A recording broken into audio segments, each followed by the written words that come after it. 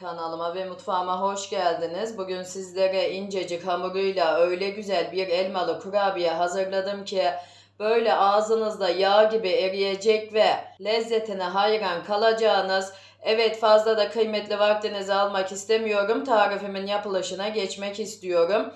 Buyurun hep birlikte bu güzel tarifimizin yapılışına geçelim. Önce tarifimin yapılışına iç harcını hazırlamakla başlıyorum. Burada 5 tane elmam var. Elmamı güzelce yıkadım ve sonra da kabuklarıyla birlikte rendeledim. Sizler dilerseniz kabuğunu soyup da rendeleyebilirsiniz. Tamamen tercihinize kalmış. Ben kabuklarıyla birlikte rendeledim. Şimdi üzerine 4 yemek kaşığı şeker ilave ediyorum ve ocağımın üzerine alacağım. Elmam suyunu iyice çekene kadar pişireceğim. Piştikten sonra üzerine tarçınını ilave edeceğim ve ocağımın üzerinden alıp soğumaya bırakacağım. Evet, kurabiyemizin iç harcı hazır. Şimdi hamurunu hazırlamaya başlayalım. Kabımın içinde 125 gram oda sıcaklığında eritmiş olduğum margarinim var. Sizler dilerseniz tereyağı da kullanabilirsiniz. Bir tane de yumurta ilave ettim. Üzerine bir çay bardağı pudra şekeri ilave ediyorum. 2 yemek kaşığı nişasta ilave ediyorum. Buğday, mısır fark etmez. Hangisi varsa evinizde onu kullanın. Yarım paket kabartma tozu, yarım paket de vanilya ilave ediyorum. Ve şimdi kabımın içine almış olduğum malzemelerimi unumu almadan önce bir karıştıracağım.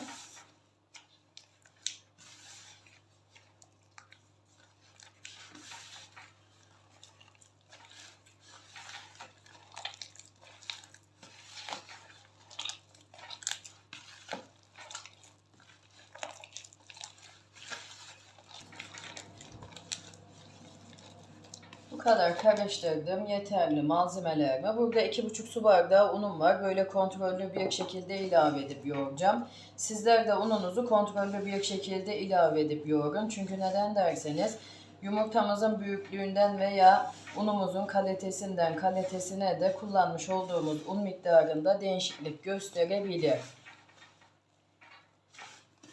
Şimdi hamurumu pürüzsüz hale gelinceye kadar yoğuracağım. Unumun da hepsini kullanıyorum çünkü hepsini alacak.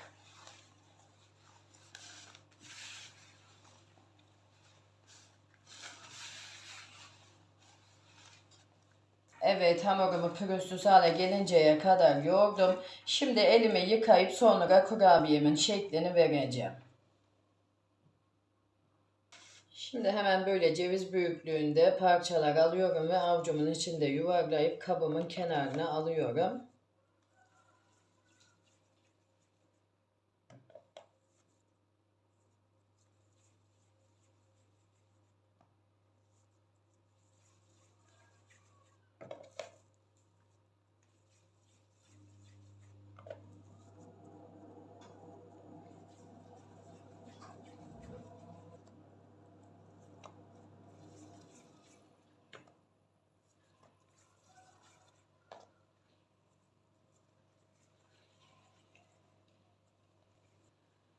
Evet, şimdi hemen böyle yan tarafa alıyorum kabımı ve kurabiyemin şeklini vermeye başlıyorum.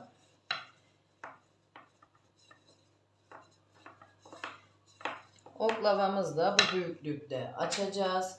Sonra böyle bir mutfak aparatıyla şeklini veriyorum. Çok dibe inmeyelim, yüzeyden şeklini verelim. Hemen böyle döndürüyorum ve şu şekilde de hamurumun son şeklini veriyorum ve iç harcımdan ilave ediyorum.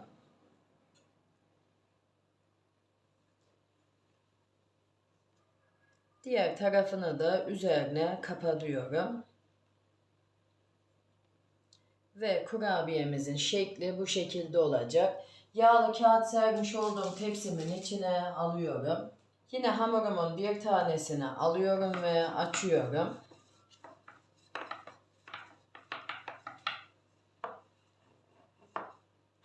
Bu büyüklükte olması yeterli. Şimdi yine aparatımla çok dibe inmeden şeklini veriyorum.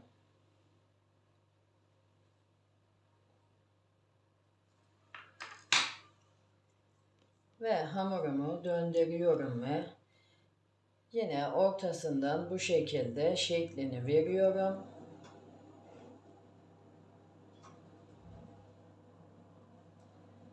Ve iç harcımdan ilave ediyorum.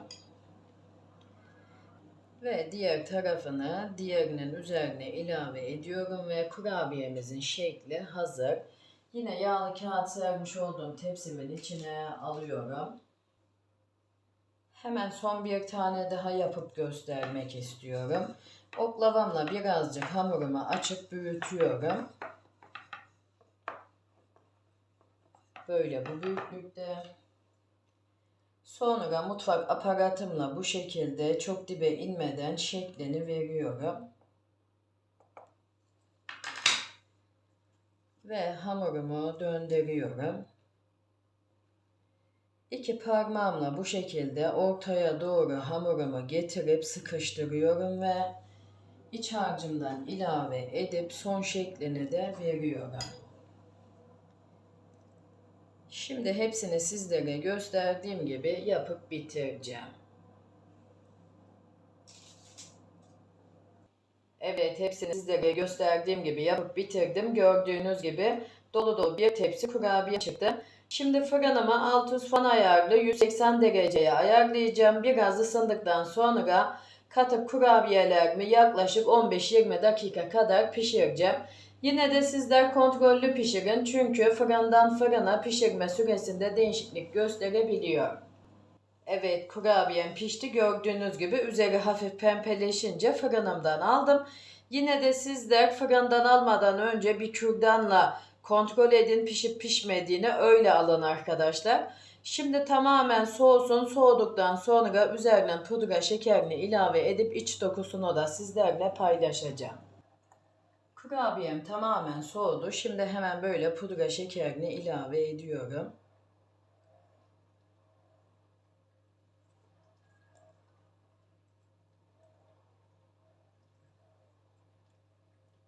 Üzerinde kullanmış olduğum pudra şekeri miktarı da 1 yemek kaşığı.